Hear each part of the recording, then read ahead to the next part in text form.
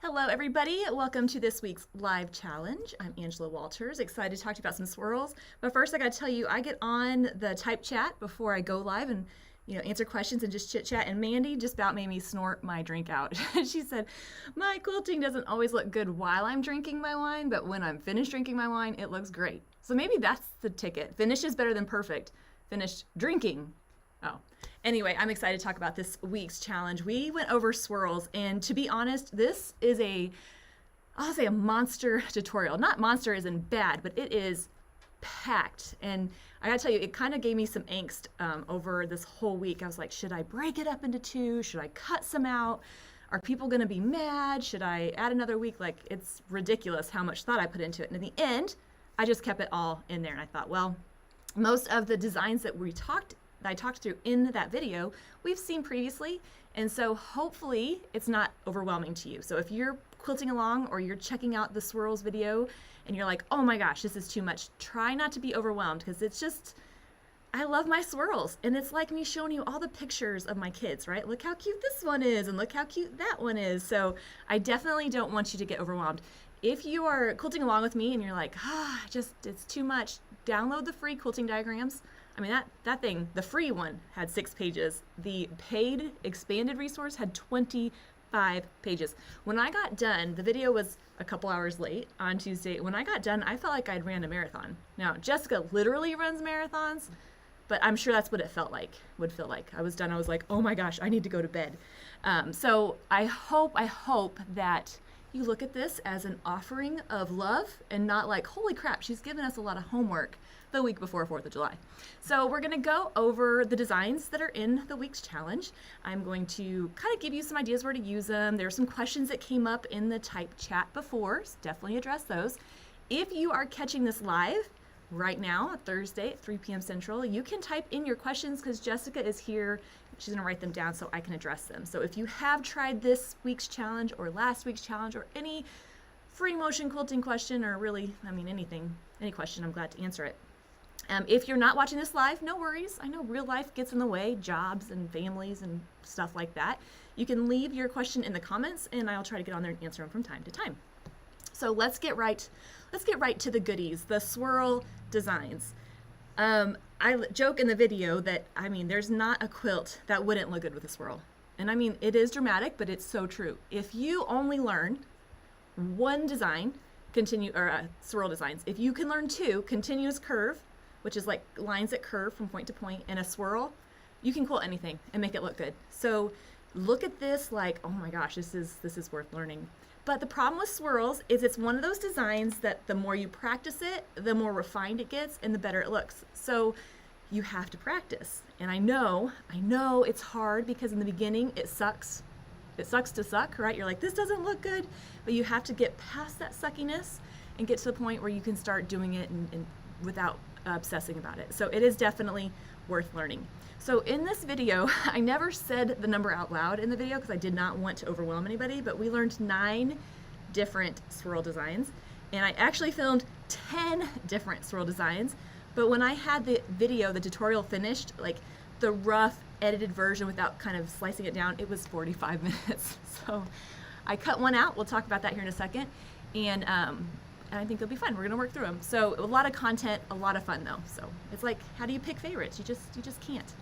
So the great thing about swirl design, or any filler that you're learning that's similar in shape, like all the bubbles and pebbles that we learned last week, is they work really well together because they're all the same basic shape.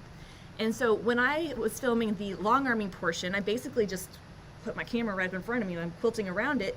I'm quilting the sections going from one to the next, and it makes a really cool quilted example. So if you're not quilting along with me on the custom panel, that's okay. You don't have to have the panel to participate. I definitely do appreciate the support because it allows me to keep doing these. But you can go one piece of fabric just from one to the next. Just make sure you fill in any of those gaps and it will look great. So it's really easy to kind of combine these together and to make some really cool textures on your quilt. So first we started with, I always called it the basic swirl, but when I was teaching my long arm class, we decided that that's not really a good name for it because it sounds almost like, oh, that swirl, it's so basic. So I thought maybe the essential swirl, the thing that kicks off all the other shapes, the design that everything builds off of. Now, as you're working through the Swirl Designs, you don't have to learn all of them. If you're like, I'm not going to use all of these, but this one right here is great because it's so fast and doesn't have any traveling. It doesn't have any, really dense portions. I mean, you can quilt it densely if you want, but it just moves nice and quickly. So this is something I'm going to use in busier fabrics where you can't see the quilting anyway. I don't want to do one of the Swirl Designs that takes a long time to come together, like, concentric swirl. Or if I just want a nice texture. This is not going to have any movement to it. It's just going to be nice and static. It's just going to kind of hold that area down, and whatever you put it around, it's just going to not take attention away from it. So it's not necessarily one of those designs that's going to like show off what you put around it. So if I have my quilt, I have my beautiful block, it's not going to be like, hey, check this block out. It's just going to chill there. It's just going to look nice, give a nice texture, and kind of mind its own business without taking any of the tension away from the main part. One of the questions that came up though during the type chat was like, how big are these swirls? And the thing I want to point out is it's really, first of all, the size of the finished swirl, it depends on how many times I echo it, what I'm working on, how big I'm quilting the whole thing, like how dense. But the initial curl, the one that kind of starts it off, is about a quarter size. I don't want to make it so big because as I echo around the outside, then it's going to get bigger and bigger and bigger. I would rather quilt more swirls than have really big swirls because it's very difficult to sustain that curve over a bigger area. Ultimately though, as long as you do it consistently, it's going to look fine. So whatever you do, just do it over and over again. So the most important thing is I'm trying to keep the spacing somewhat similar-ish in between them, and I'm just trying to make sure the whole area is filled in. I think what's interesting about any design is no matter where you quilt it, you're going to deal with areas that you can't fit in a whole swirl, or you can't make a perfect swirl. You're just going to fill it in with something. You just have to put something in there and move on, knowing that when you step back, it's going to look fine. And one of the reasons I designed the panel the way I did is to give you those tight corners to learn how to maneuver within those. It's kind of like, not more challenging, but another thing to think of. And I did it because I love you. And I think you'll thank me for it later. So anyway, I love to use swirls in the backgrounds of blocks. If I'm looking at a sampler quilt with a ton of different blocks in it, I'm going to try to establish a background and say, okay, in all the background, it's going to get one design. Let's do swirls. And so it's a great quick design. I know that I can quilt it quickly, and so that's what I'm going to go with. So it's definitely one of my favorites there. It's not going to work great in really small areas, like unless you're quilting it densely. So not your teeny tiny irregular area shaped, but definitely within like an inch or bigger. So it's just a great versatile one. Now for those of you that might be struggling, when I designed the Westward fabric collection, I designed one of the prints to be a continuous swirl design. So I kind of like joke it's like training wheels for quilters. If you think about how we learned how to write, we didn't just watch a teacher write your name up there and then you tried to write it. You got to trace along. And so you can check out the video or the fabric if you want to trace along those swirls to get the hang of how it goes together. So that's a fun option. I've done training wheels for the last two challenges, and it's just been helpful for some quilters. All right, once we take that swirl, and once you feel somewhat comfortable with it, it's time to start playing around and coming up with different variations. And like I said, all variations are not for everybody. You're going to play around them, find the ones that you like. The first one I showed was the Swirl Hook. And one thing I didn't mention in here in the video, I almost did, but I was like, some quilters find this really difficult, but it's da-da-da-da. I don't want to scare anybody, but there's something about this little hook that kind of, I don't know, makes our brain kind of fry a little bit. So if you're trying it, and I know during the type chat, a few people were like, oh, I couldn't get that Swirl Hook.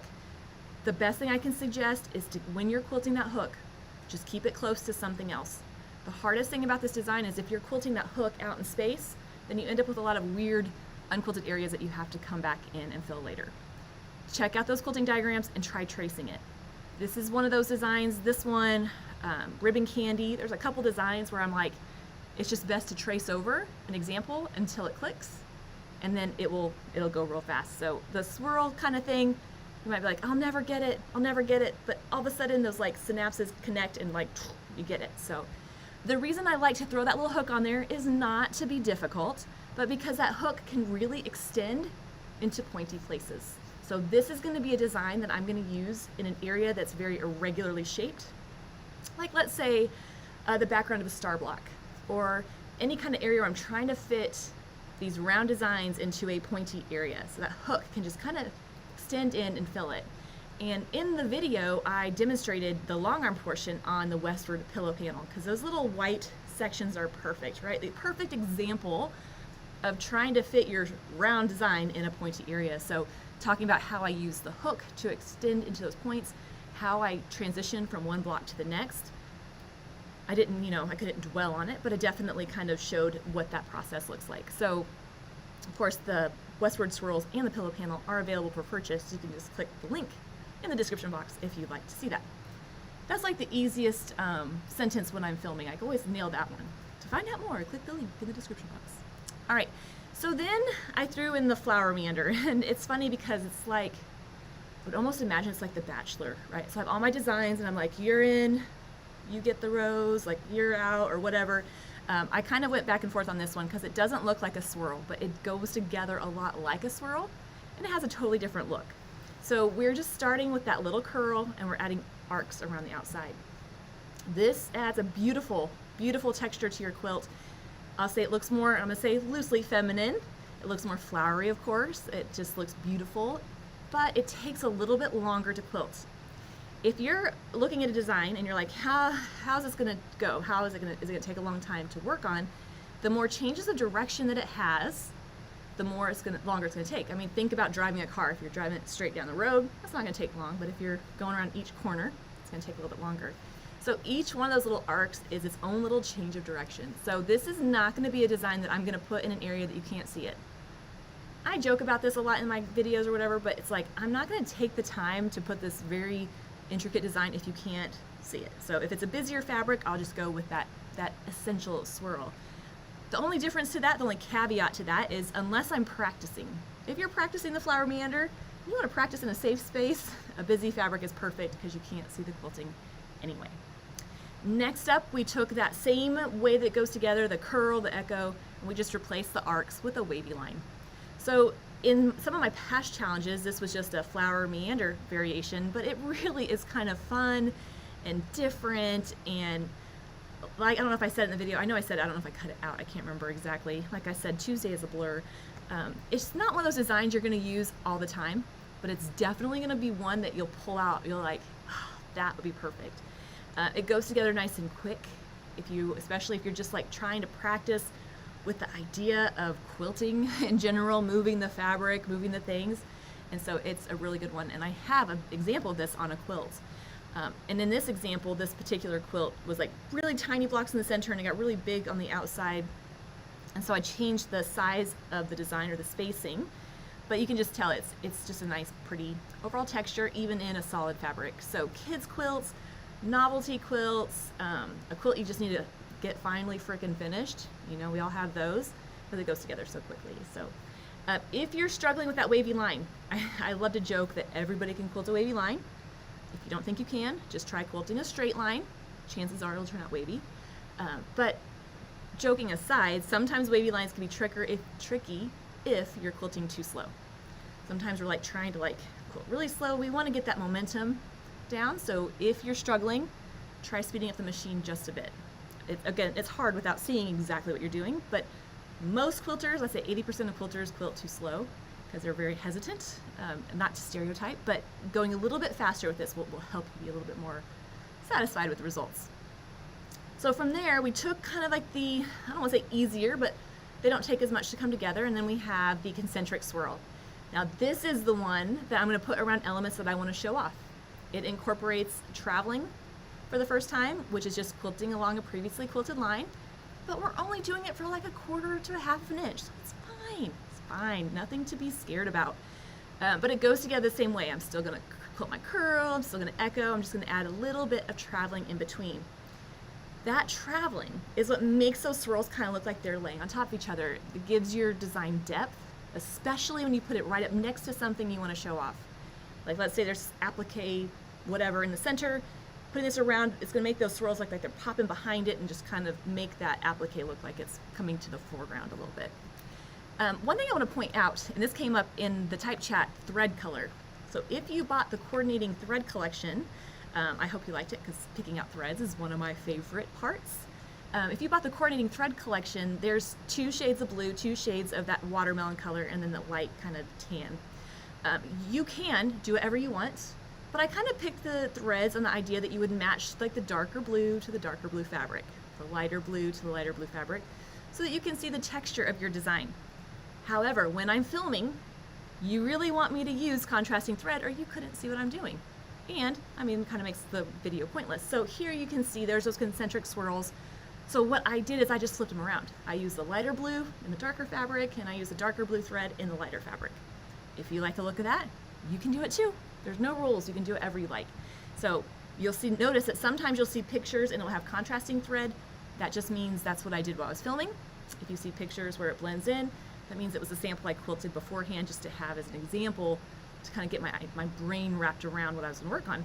In fact, that's the next picture. So again, this has the matching thread color, that pretty texture. So when it comes to thread color with your fillers in general, I like to make the thread similar to the fabric.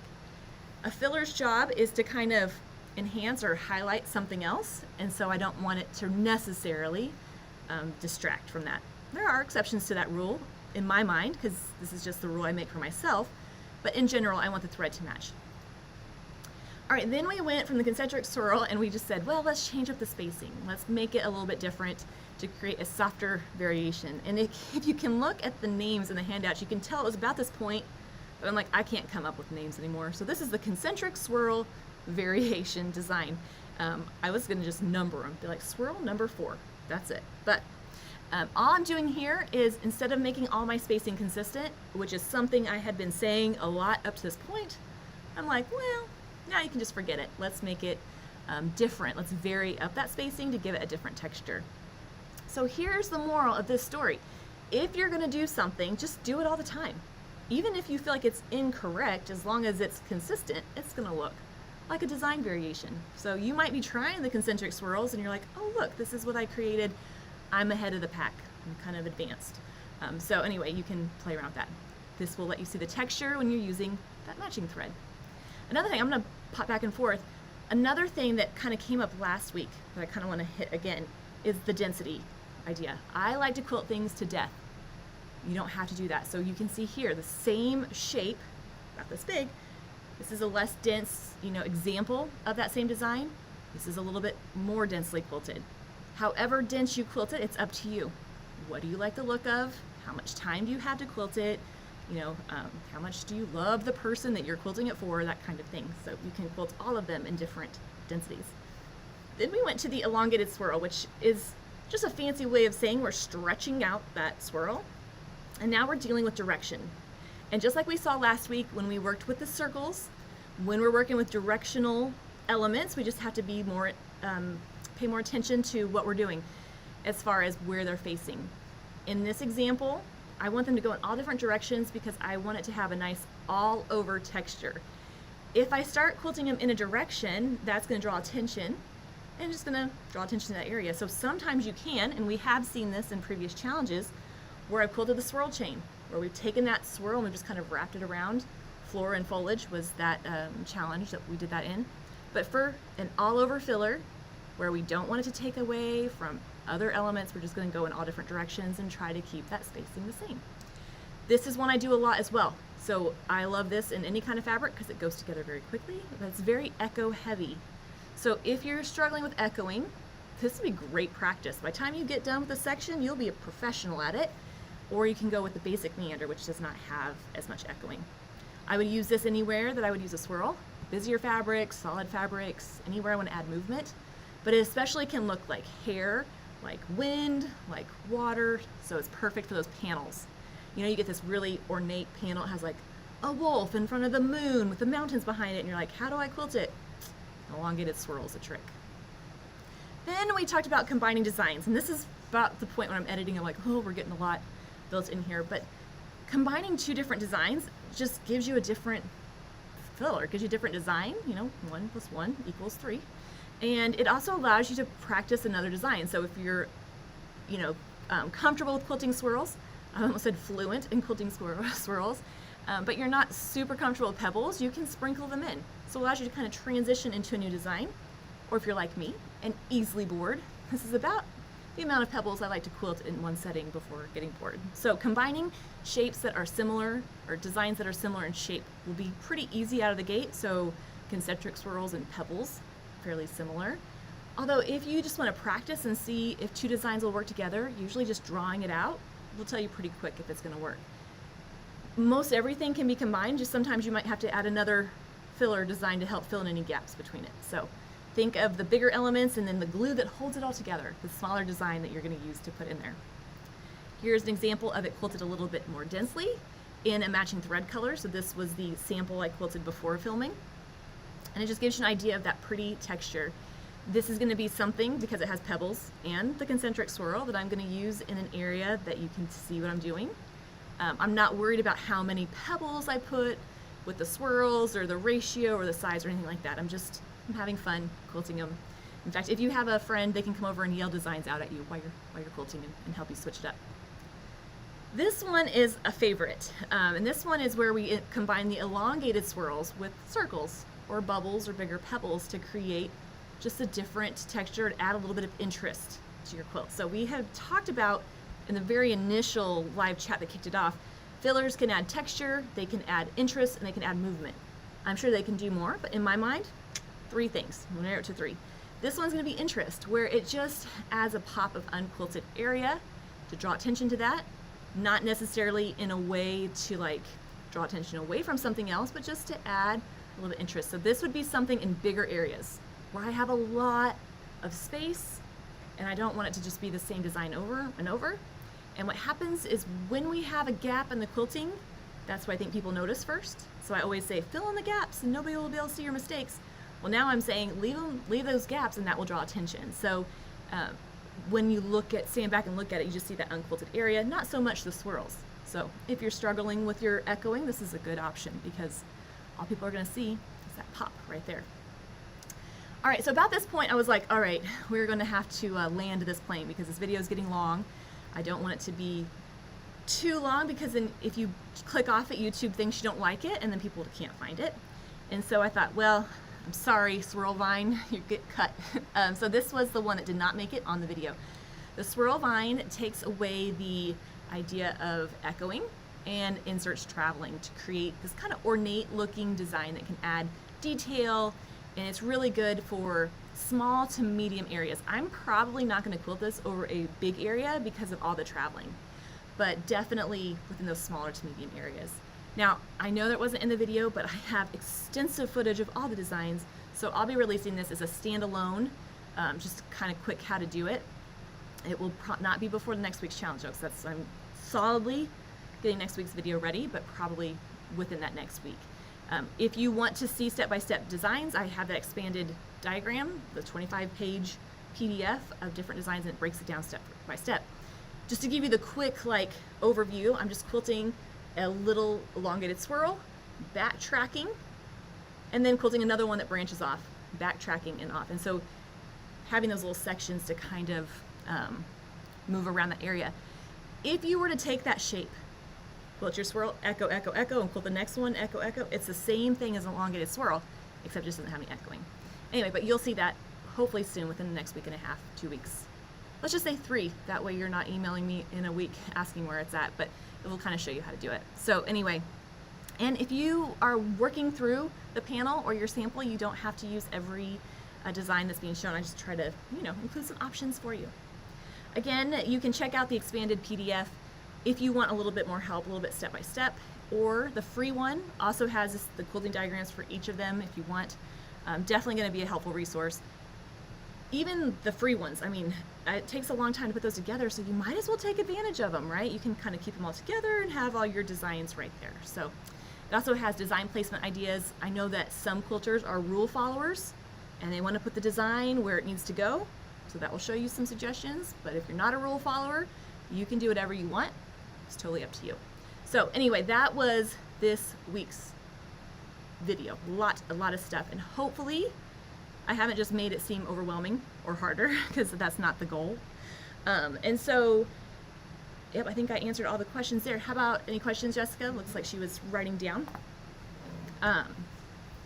Again, the live chat's just a great way to connect and make sure that you feel comfortable with the designs we're working. I tried doing a regular swirls, but they came out elongated. Help. Well, guess what? I think you should just do elongated swirls. As you're working through, if you think about, I'm trying to give a good analogy for this one. I don't know if I have one. Different letters that we learned, different things that come easier, then just stick with elongated swirls. If you want it to not be elongated, instead of thinking stretched out, think of a curl. Think of like this little finger that comes out, a little quarter size. If that's still not helping, and I didn't show this in there, quilt a circle and then go around. And so it's going to give a different look, but it's going to show you just nice and small. There's not a lot of length, not a lot of tail to it. I know that doesn't really help, but you can check out the free quilting diagrams and maybe try tracing over the regular swirl or the essential swirl and see if that helps. But ultimately, like, quilting designs are like, handwriting. And so this is how I handwrite. I don't think you should try to fit your handwriting to look like mine. That just might be the way you quilt swirls, and that's perfect. As long as it's consistent, it looks like that's meant how to do it. Do I know that there's a wine called Quilt from Leslie Quilts? No, did not know that. And I kind of feel sad that I did not know that. Now, is there a wine called FMQ? Because if there is, I'm buying stock in it. That's pretty clever. I wonder if it's a quilter. I'll have to look that up. It probably pairs nicely with cotton. Thank you, Jessica. Jessica laughed. I love it. When I reverse my stitching, my bobbin thread gets goofy. Like when you backtrack, I'm guessing. So one of the things we saw with the concentric swirls, we quilt it and then we come right back up and quilt the next one. If it's just your bobbin thread acting weird just then, it could be that you're not moving smoothly through it. But I'm not thinking like reverse. You're not actually like hitting the reverse button on your machine because your feed dogs aren't pulling it. I don't know. I think that's, I don't know what to tell you about that one. I think reverse my stitching, my bobbin thread gets goofy. If you're backtracking instead of hesitating, because that's sometimes what happens, like we stop our hands but our machine's still going. If you get thread buildup, it could be that you're hesitating too long, so you need to either stop quilting, think through, and then move. But I promise it will work itself out. This is also why I like to use a matching thread color to my top and bobbin thread. That way if it does get a little goofy, you can't tell as much. Where is the corrected page you talked about last week? It's out in the interwebs, floating around. No, so last week there wasn't even an error, it was just a mislabeled thing. It was a picture of the wrong design. So if you go to the week 1 video, click on it, it will say quilting diagrams. Click here for free quilting diagrams. There's a little thing that says, if you bought it, click here for that corrected page. It doesn't change any of the diagrams or anything. It's just the picture is wrong. That's it. But you can find that week 1 under the free quilting diagrams. What causes thread to build up in the point of the swirl? A couple of things. Usually what happens when we're coming into a swirl, we're needing to change direction and we're not moving in and out of that fast enough. So especially if we're not using a stitch regulator, that machine is still going, and so it just takes more stitches right there. And what happens, there's nowhere for that thread to go, so it builds up. And that could also be why the other question was, why is my bobbin thread so goofy? So you have two options. You need to either slow your machine down as you're going into that point, or you need to move your hands quicker. Think about driving a car, right? If I'm going around a corner, I can't go around that corner the same speed that I'm driving down the straightaway, right? I'm gonna have to slow down. So you better hang onto the wheel for dear life. So it's kind of like talking through to tell somebody how to drive a stick shift. So as you're coming into the point, you're gonna need to slow down a little bit because you're changing direction, so your machine's gonna need to slow down too. But ultimately, it will work itself out. Usually in classes, if somebody is asking me in the beginning about tension or thread buildup or any of that, I usually tell them, let's talk about at the end of the class because sometimes it works itself out. So just keep going, just be like, I love that little bit of texture to the swirl. Look at that thread heavy part or whatever. Just have fun with it. But I promise the more you get the play of the speed in and out as you slow down, it'll make it easier. This is also why sometimes when we're working on those flower designs, we don't get those nice points. We get more of a loop because we're just learning how to change that direction. So you need to come in and right back out at those points. Or you need to come in, stop, take a drink of your quilting water or juice, whatever you're working on, and then go back out. You might find that helpful. Do I always swirl to the outside of the curl? I always do until I don't. Okay, so it would be like if somebody were to ask you, oh my gosh, so when you sign your name, why do you always do this? You're like, I don't know, that's how I always do it. On the basic swirl, I always go little curl and I swirl to the outside, always.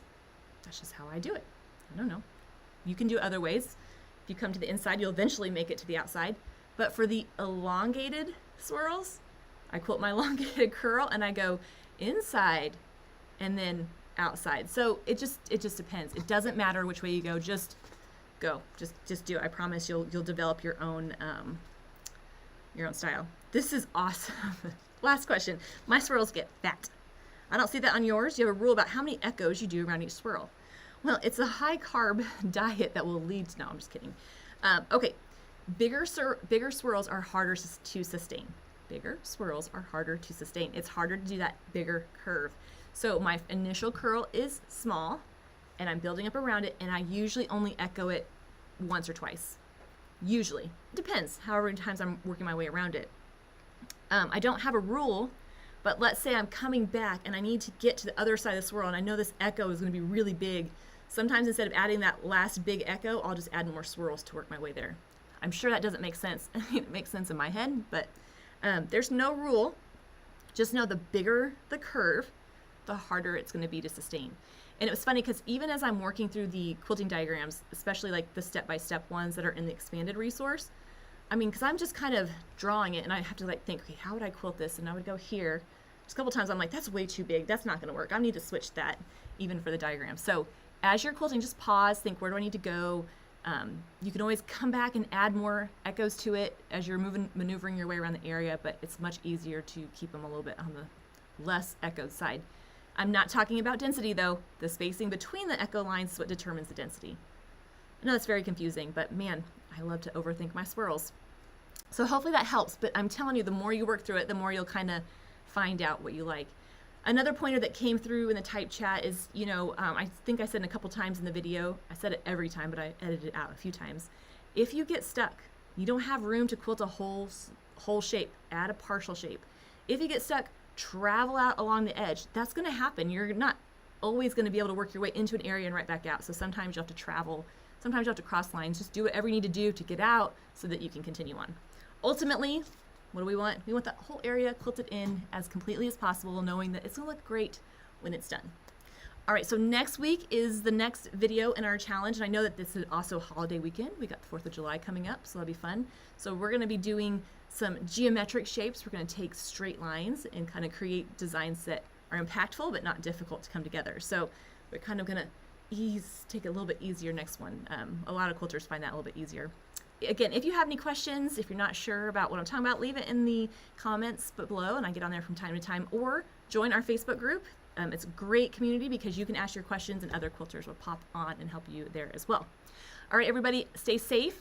Have a great weekend, holiday weekend if you live in the US. If not, have a great weekend, and I will see you next Tuesday with the next video in the challenge. Until then, everyone, happy quilting.